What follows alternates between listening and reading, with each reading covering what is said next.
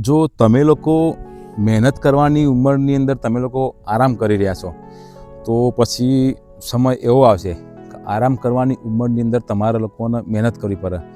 APJ Abdul Kalam એવું કહેતા હતા કે every successful person has a painful story and every painful story has a successful ending. એટલે જો લાઈફની અંદર કંઈક કરવું હોય, કંઈક મેળવવું હોય તો પહેલાં તો આપણા કમ્ફર્ટ ઝોનની અંદરથી બહાર નીકળવું પડશે.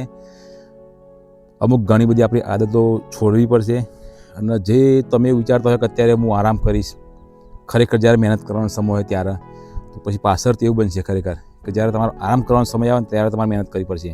સમય સુધારે એ પહેલાં આપણે સુધરી જઈએ તો સૌથી બેસ્ટ.